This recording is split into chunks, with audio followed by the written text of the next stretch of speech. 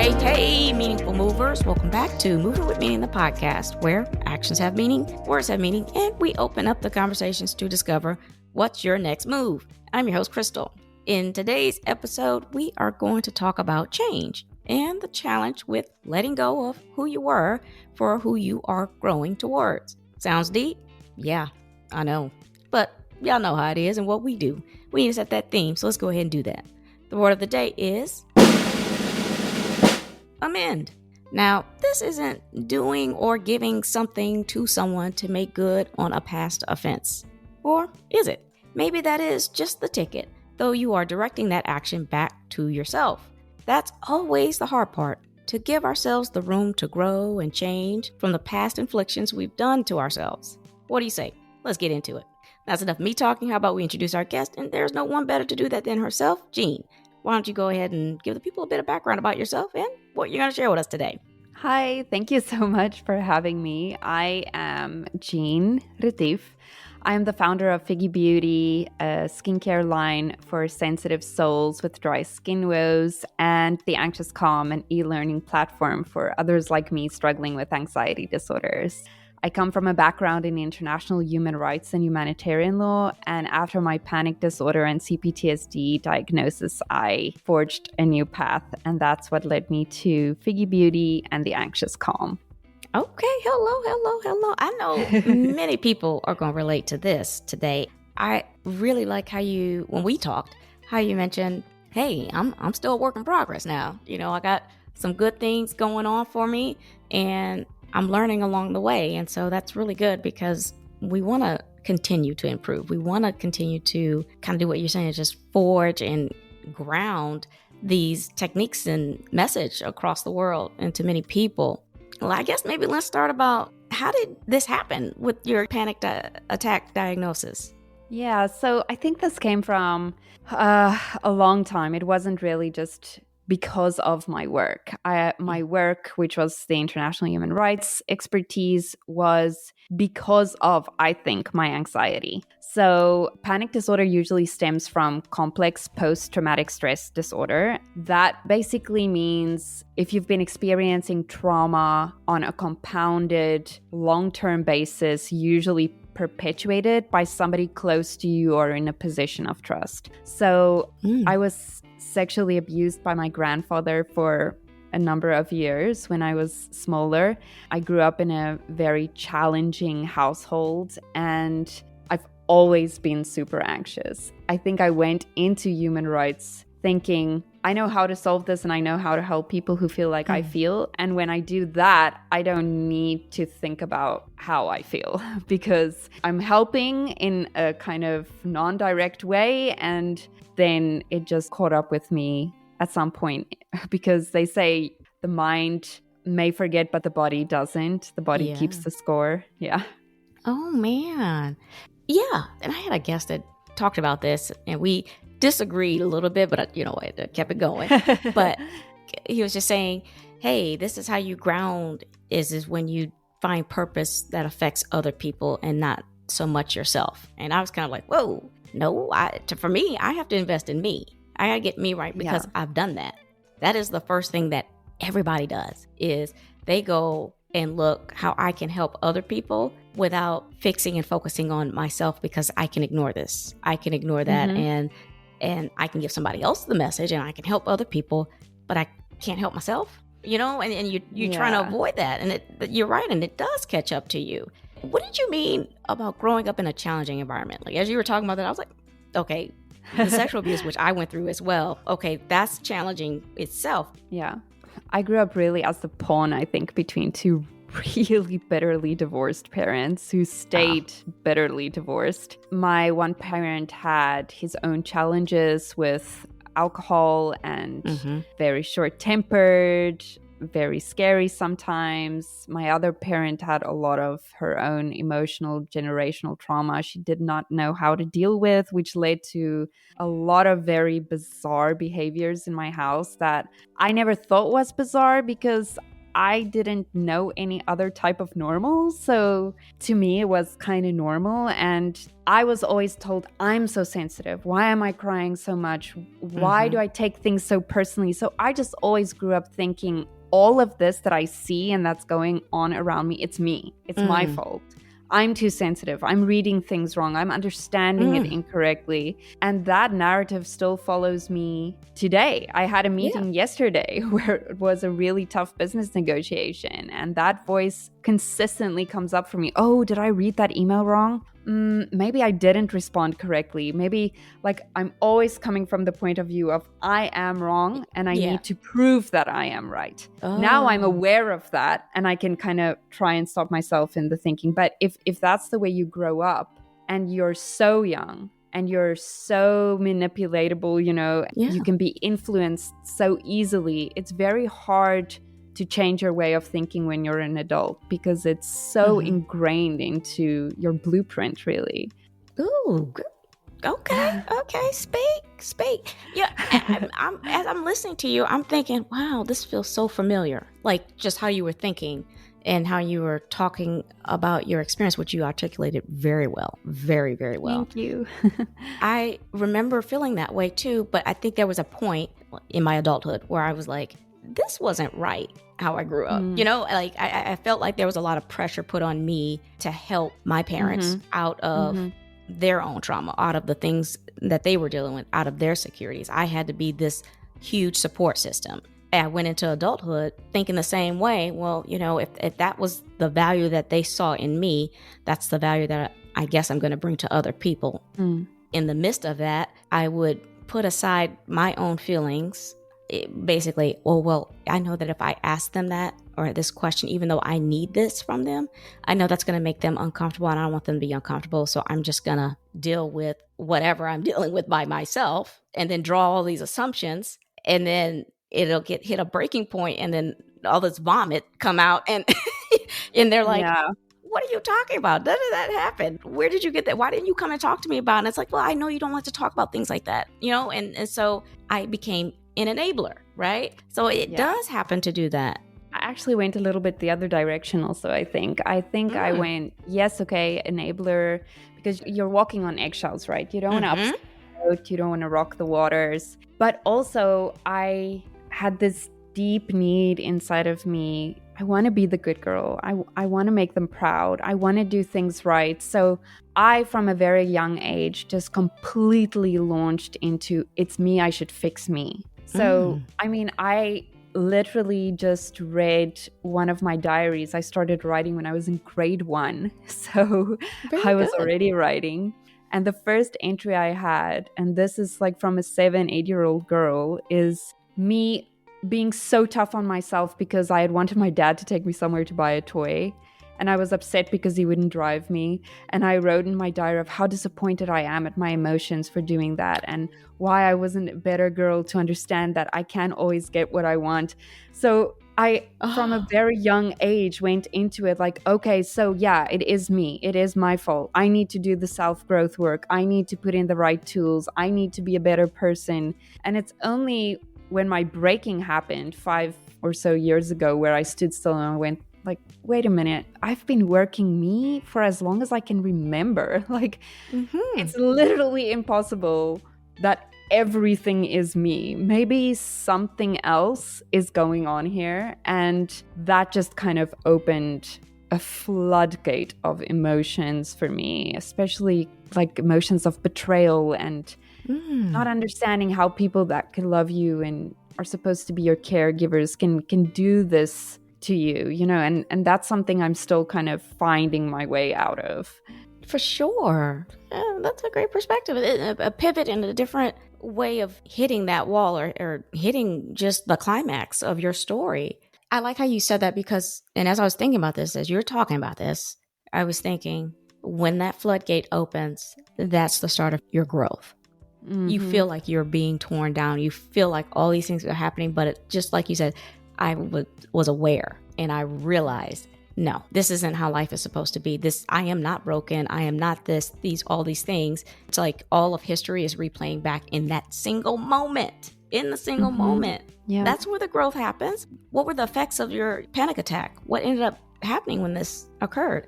So for me, it wasn't a panic attack. I had my first panic attack when I was away for work for one of my human rights projects, and I thought I was having a stroke. So I was in a hotel, I was alone, I tried to phone an ambulance. I wasn't in a good area because I was there for that work, so it took forever to get to a hospital. It was a really horrible, traumatizing experience, and that led to this possible diagnosis I didn't ever want to really investigate because I had such a long history of mental illness in my family, and I didn't want that to be me. And that's when the rolling panic attack started. Like, I have days that I cannot remember where, I remember when we were still trying to figure out what was going on with me, and it was like the third day, and I would have a panic attack and I would come down, and I would have a panic attack and I would come down, and I was sitting in the doctor's waiting room, and I thought to myself, it's okay. I just want to go. I can't do this anymore. I can't be this scared anymore. I can't sit here thinking I'm going to die. I would actually just rather pass out or die, because at least then I'd be at peace. Yes. But you can understand it, right? It's so difficult to explain a panic attack to somebody who hasn't experienced it yet, because it's such an out-of-body, completely unrealistic, unreasonable experience if you think about it in an objective point of view. Yeah. The best way to explain it, I think, is how my psychologist once explained it to me. It's like every one of us has a fear at some point in our life of dying. None of us know what's going to happen. We all have this little bit of unsettlement against it. So imagine what it must feel like to be confronted with death like that on a recurring, rolling basis. How traumatizing that must be. That is what happens with my panic attacks. I got a little bit better, mismanaged it horribly, and then my breaking happened 5 years ago, where it all happened all over again and it didn't get better. I had to make real changes to get back in a good space. Again, another great explanation of it. And you're right. It's unreasonable to someone who's thinking objectively. It's unreasonable to me when I'm calm and I'm trying to explain it. Like when I'm sitting here, I'm like, how could you feel that? How could you think that? But your rational mind just completely leaves you. It really is like you're outside of your body and you have no control about what's happening to your body. And anxious people, that's one of the things that set us off the most, is that feeling of insecurity, that feeling of uncertainty. Yeah. And this is that feeling times 100. This, I can't tell you how many discussions I've had about panic attacks. This is the most candid. I'm trying to think a way of hearing it explained, because just the way that you explain that, imagine saying that to somebody who's, and saying, what are you thinking right now? What's going on? That's why we don't even talk about it, because it sounds insane. Yeah. You have this feeling of giving up. We're some of the strongest people for those who keep going through this, to keep living life, keep going through and having to find a way to move forward. We really just need that break. We really do, literally and figuratively. We need a break and a break. But oh yeah. So you did some research about your disorder. You said, and I want to kind of clarify this disinformation about anxiety. But before you tell me about that, I want to quickly define. So misinformation is inadvertently sharing false information. This means it's like not intentional. I got my facts wrong. I'm sorry.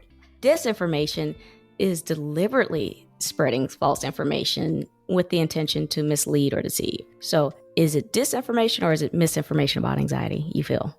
I think at the moment it's both. I think it could be a 50-50. It depends on the situation. We actually just had a leading professional in the anxiety field on our podcast last week. And he was telling us that the DSM, which is the diagnostic tool that you use to diagnose an anxiety disorder, has been changed so that if you rate on a scale as low as 0 to 1 on anxiety, or feeling anxiety, you can be diagnosed with an anxiety disorder, which is crazy because we all have anxiety. There's no way that you will have no stress in life, right? Yeah. And that for me would be disinformation, because it's making the playing field for people like us who really have been diagnosed struggling so much harder because that's when you get these eye rolls and the sigh. Oh gosh, you have anxiety. Can you not just learn to stress less? Can you not just handle your stress? Can you not just meditate? And it's not just stress, right? Yeah. There's a difference between choosing not to deal with uncomfortable, normal human emotions and not being able to differentiate between, oh my gosh, there's a lion that's attacking me, and no, actually, it's okay. It's just normal everyday stress, right? So that for me would be disinformation. And that's why I'm so careful about how I raise my daughter, because obviously I can't hide this from her. Mm-hmm. And I think in our society these days, we're just so scared. We're just so scared to feel all the things that we don't want to feel. Nobody wants to feel jealous. Nobody wants to feel angry. Nobody wants to feel frustrated or scared. But these are all human emotions. Just because you feel them doesn't mean you have an anxiety disorder. Just because you're sad doesn't mean you're depressed. It's normal emotions, right? And we have to make that separation between what is normal and when does it affect your life in such a degree that you cannot live a normal life. Ooh. Yeah. And that, to me, is the difference between panic disorder and anxiety. Is one affects your day-to-day life, you being able to function. Yeah, and what many don't understand is there's many different types of anxiety disorders. There's generalized anxiety disorder, which also is a diagnosable disorder. There's phobias, there's OCD, and then there's panic disorder. And, you know, many of these are just how you're wired. And it is if you're genetically prone to it or if you've had a family history. But as it's been explained to me, panic disorder specifically usually comes from CPTSD, and it's not as closely linked to a genetic line as other anxiety disorders. Okay. Now, you mentioned as you were going through this process of changing into the new Jeanne, I remember you saying, I had to realize that I could never go back to being the same. How did that affect you from the perspective of letting go of that person that you've built up over time? As if you can't take the positives with you without the negatives. How did you have to grieve that person? That was really hard and continues to be hard because I had to go through the 5 stages of grief. Whether it was healthy for me or not, that was the normal I knew. And that was something I had to grieve. And that was the reality, whether it was healthy or not, that I was comfortable with in that stage. There were many things that I couldn't do like I wanted to do anymore, or situations that I perhaps couldn't handle as well. Not that I may not have handled them well before, but it was a very difficult thing to do. And I spent a lot of time doing inner work on how do I let go of this part of myself? How do I let go of this? I eventually figured out that for me, peace doesn't exist in let going of that. For me, peace exists in acknowledging that that was a part of my journey, a part of the road I walked that I can look back at with sometimes joy, with sometimes fear, with sometimes longing. And that's okay because that will always be a part of me. That doesn't mean I have to go back and be that. It just means that it's a part of my soul that comes with me, that's traveled with me, that makes me who I am today. And maybe that's okay. Absolutely.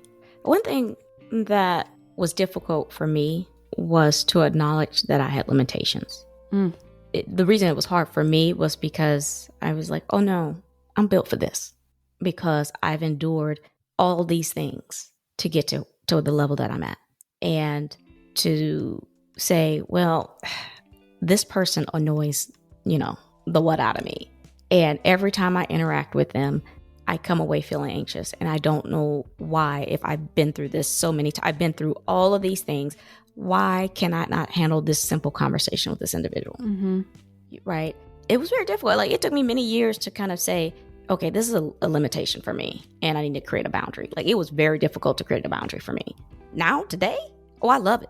I love it. I will say, look, I got to go. I got to walk away because I'm not going to say anything that's going to benefit this conversation based off of something you just said triggered me. I don't know what it is, so I need to go and take a walk or be by myself. Let me be.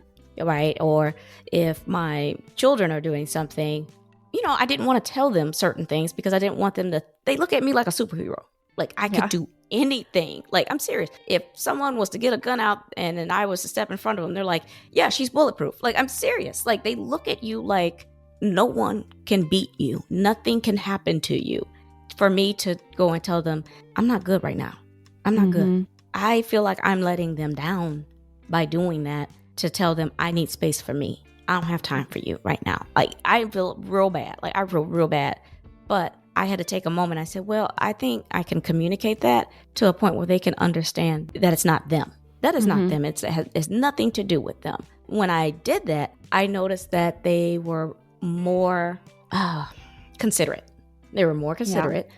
So maybe I'm just driving in the car. And I think my daughter was with me one day. And you know what she asked me? Something real weird. It was weird because she had never asked this before until I had explained why I'm stressed and that it wasn't her. She says, hey, mommy, how was your day today? I go, I mean, it was good. She was like, I mean, at work, how was it? And I said, well, I don't know. I said, honestly, I'm a little frustrated with work right now. And she's like, why? And I told her something about my boss. Something was going on. And she was like, well, that doesn't make any sense. And, so at that point, she knew how to take in that information and say, okay, well, sometimes mama just want to talk about mama. It's okay for that conversation to happen with my daughter. And, even as much as we want to shield them from that, these are things they're going to go through. So if I don't show her that I have difficulty, and then when she grows up and she has the difficulty that she's never seen in me, she's going to think something's wrong with her. She's doing something wrong because I haven't displayed that or shared that with her.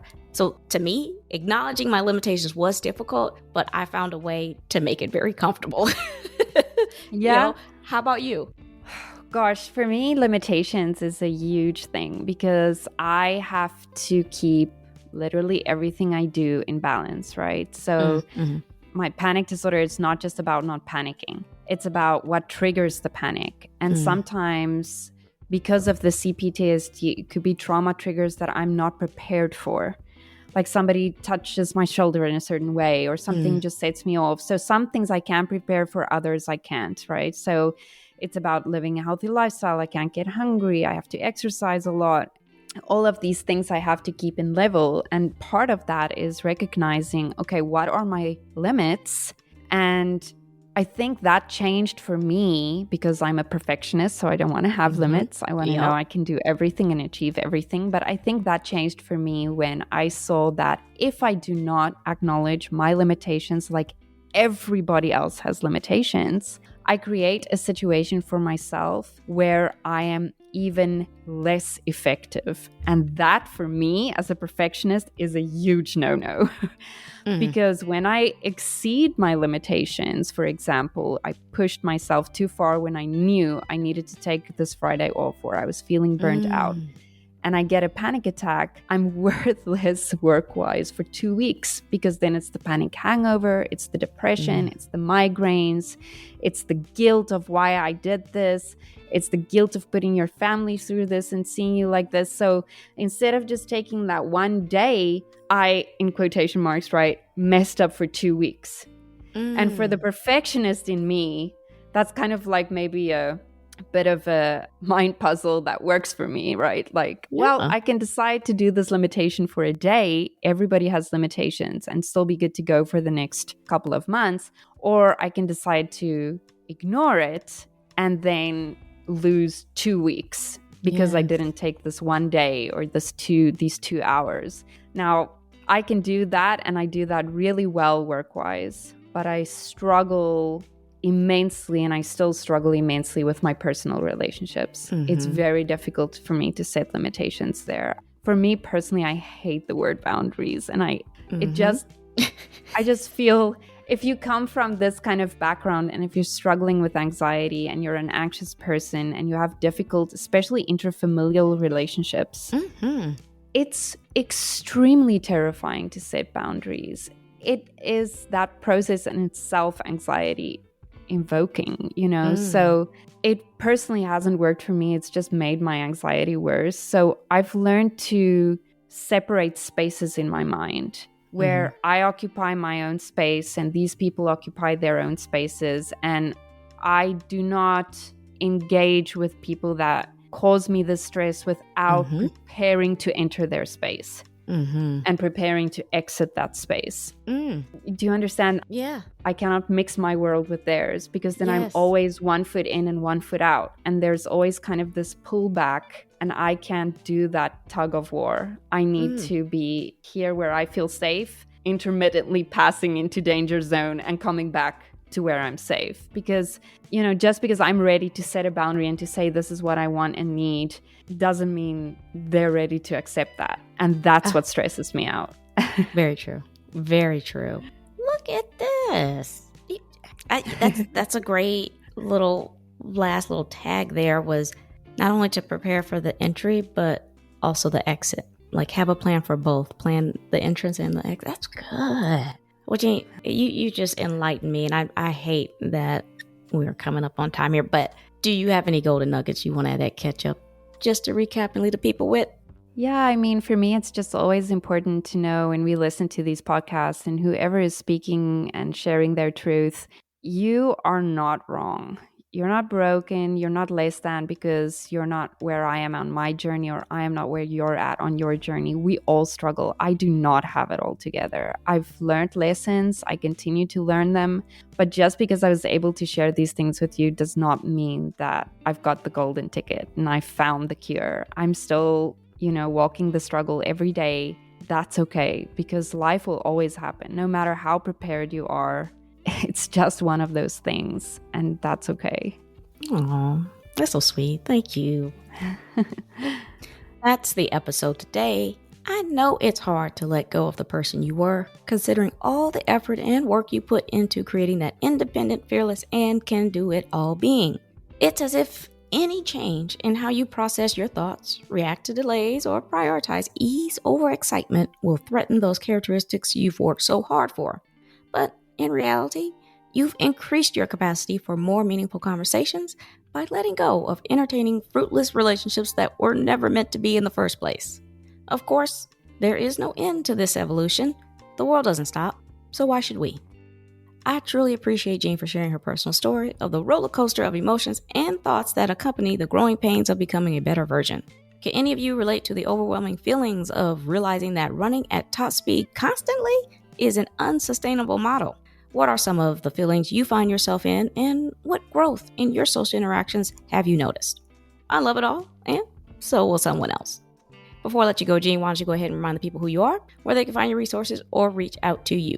Thank you so much. I live on LinkedIn, basically, Dr. Jeanne-Mari Retief. You can find me at figgybeauty.com or docjean.com. Excellent.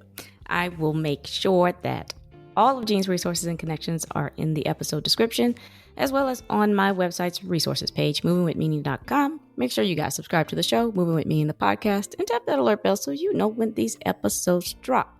I am on Apple Podcasts, Amazon Music, Spotify, and YouTube Music. Please share, like, repost, and follow.